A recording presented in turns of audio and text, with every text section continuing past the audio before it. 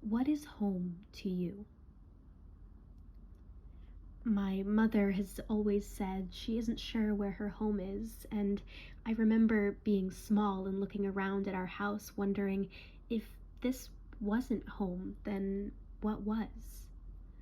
But as I've gotten older, I've understood more and more that to so many people, it's not a simple question.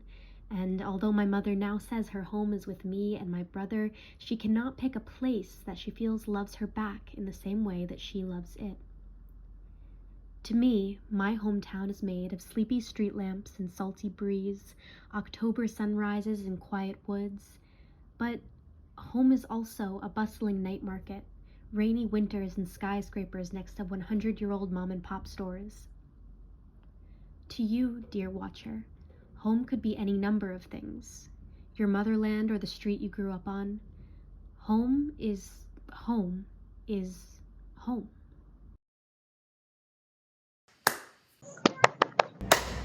I'm Janice Schachter. I'm 59 years old. I'm a mom and a teacher. So I am Clever Isaac, originally from Ecuador, Latin America, and I am 30 years old. So my name is Jerry Wang. I'm an associate professor here at National Taiwan University in the Department of Foreign Languages and Literatures, and I'm currently in my 40s. So my name is Orion, I'm 17, and as for identifiers, I'd say that I'm tall. I started by asking a deceptively simple question. What is home? Uh, well, right now, where is home for me? I don't know. I don't know where is home for me. So I don't. I don't have a place that I call home. I just have the place where I currently live.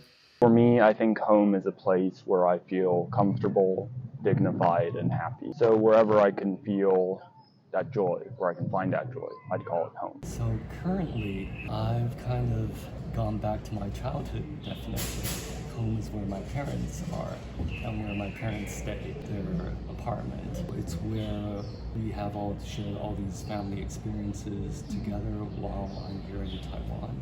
That location is where I currently associate with home. Home is a place or a moment where you feel love, where you feel comfortable, where you feel safe. Home is a feeling, and I get that feeling when I'm with my family, especially my children. I've been abroad like almost my half life, 14 years. So I'm actually wondering what is home for me. Before, when I hear the word home, it was like a physical place. But I think it's more now like a stage. How do you feel? So whenever I am with good friends, with good companion, I'm not only having nice people, but feeling connected to them. Sharing nice time makes me feel like home. As for now, home would be in Taiwan, with a community, with my family. It's just myself. Like whenever I am with myself, I'm just feeling or trying to feel. I've been working on that. Like feeling whole, feeling in peace, and yeah, just me, myself. It's home. That's fine. At this point, I was seeing patterns, so I asked about where they had lived before to get a better idea of the locational aspect. I was born in Bethlehem, Pennsylvania, but while I was being born, my father was getting a job in Delaware, so moved immediately to Wilmington, Delaware, and lived there till I was 11. When I was 11, my father was transferred to Taipei, and so we lived there for almost 4 years, and then moved back to Delaware for 1 year, and then to Pennsylvania for 2 years. That was my last 2 years of high school. I went to college in Pennsylvania, also back in Bethlehem, Pennsylvania, and got a job also in Bethlehem for a few years before moving to Long Island. So I was born in Taipei, Taiwan. My dad shortly went to the States to work. So when I was 2 months old, my mom and I we followed him to the States. So then we were living in Queens, New York for 5 years and in Washington, D.C. for 3 years.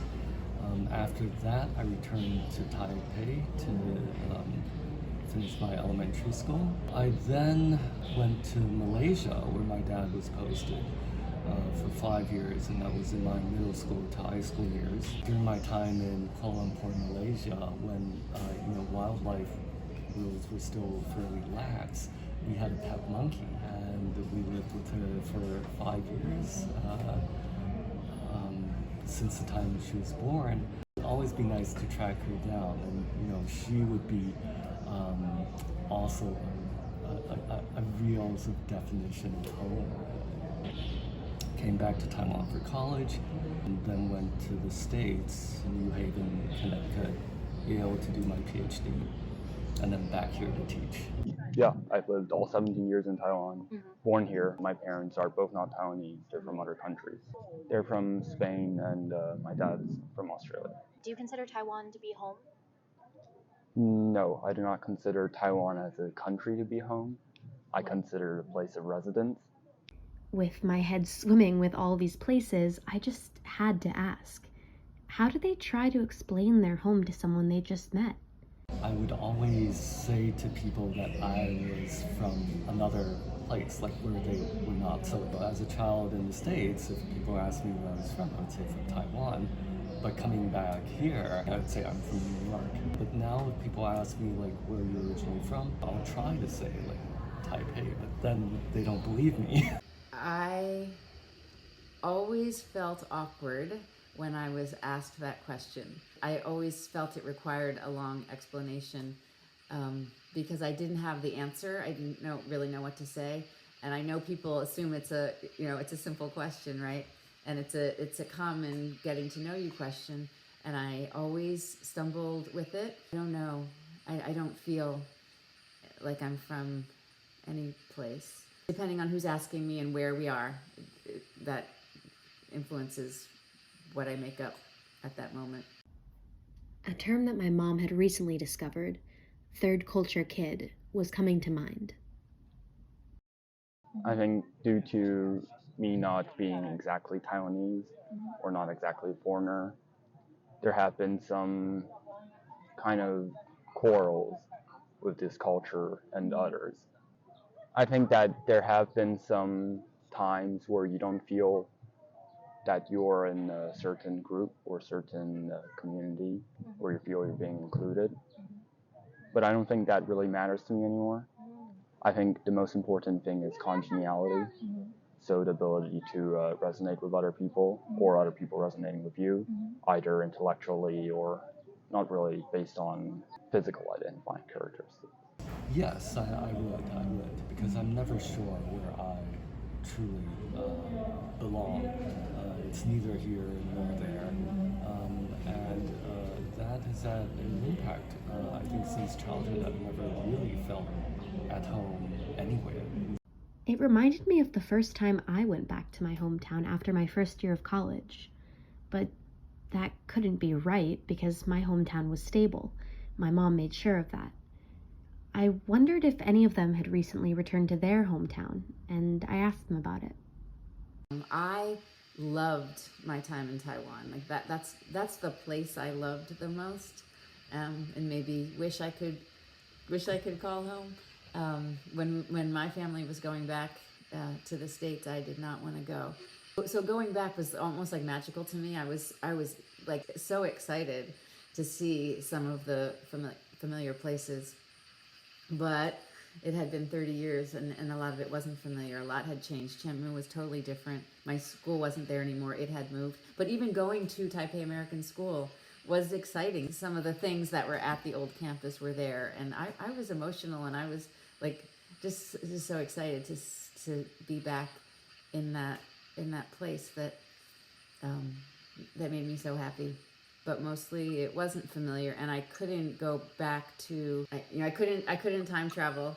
I couldn't go back to the time and the even the space where I had been before. Finally, after hearing them talk about the experiences of being a third culture kid, it occurred to me what seemed to be a common thread between their stories: an intimate relationship with liminality. What is that, you ask? Allow me to explain. The word liminal is an adjective meaning of or pertaining to an entrance or a threshold. It comes from the Latin word for threshold, doorway, or beginning. A liminal space is a place of transition, oftentimes between two different locations or states of being. In anthropology, liminality is the quality of ambiguity or disorientation that occurs in the middle stage of a rite of passage, when participants no longer hold their pre-ritual status, but have not yet begun the transition to the status they will hold when the rite is complete. The human brain likes functionality, or for things that make sense to what we know or believe to be true of the world. Thus, a liminal space can feel strange or unsettling. One common way a seemingly mundane place can cause such a reaction is when a place that is usually bustling with people or life or some kind of external stimuli is empty or abandoned. A shopping mall in the middle of the night, or a school during a vacation. Both are familiar, but without the people, they lack context or purpose, feeling as if they have been frozen in time. I think for a lot of people, home, as a concept, is a liminal space. Whether they had one home for a long time and then moved away, or they have never been sure where home was, to define home is to limit, to cut out a part of themselves. For the former, their hometown becomes that nostalgic place of the past, and when you come back home for a visit, it feels as though everything has changed, like everything has shifted just 5 feet to the left. At once, your hometown is exactly the same and completely different from the last time you were here, as if maybe time forgot to make her rounds. But now that you've left, do you find yourself searching for familiarity wherever you go? Looking for a home-cooked meal that is almost as good as your grandma's, but never better? No, that's impossible. Do you find yourself missing the comfort of knowing all of the culture and social cues of home? And whether you were the person who thrived in your hometown, cradled in the arms of familiarity, or was itching to get out to somewhere new, you can't shake the feeling of how returning here feels like a dream. Or maybe a nightmare. Are you sure you have all your fingers and toes? That everyone's faces don't seem a bit blurry?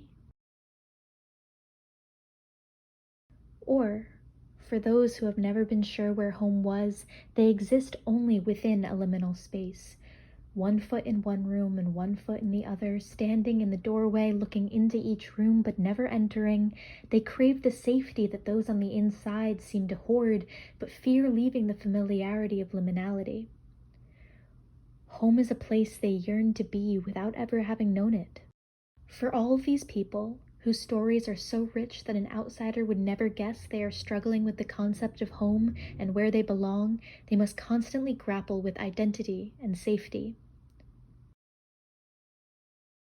Home in the abstract sense is more like a space in the imagination where you are always nostalgic for, but which you can really never attain because it's not in this world, at least physically in reality. Sometimes you feel like you're in neither place or 1 foot in each place. Like I feel like I don't have my feet in any place. And sometimes this makes me sad, and I might get emotional right now, but I feel like your home is a big part of your identity, or a part, I shouldn't say a big part, but your home is a part of your identity that I don't have. I don't have that piece. You know, when you describe yourself or think about yourself, I think that the place is important. But that somewhere else is undefinable, of course. It's not, any of the places that I've lived in before. But consider this. It is not your hometown that changes, but you. When your home becomes a liminal space of nostalgia, it is because you have grown out of it. You have become different from who you were when you could definitely call this place home. And if you aren't sure where home is, you spend your life creating a pocket of home for yourself, wherever you are. Miriam Adney wrote, "You will never be completely at home again, because part of your heart will always be elsewhere. That is the price you pay for the richness of loving and knowing people in more than one place." To come home means then to be seeking some place in the imagination where you can find a sense of security and belonging.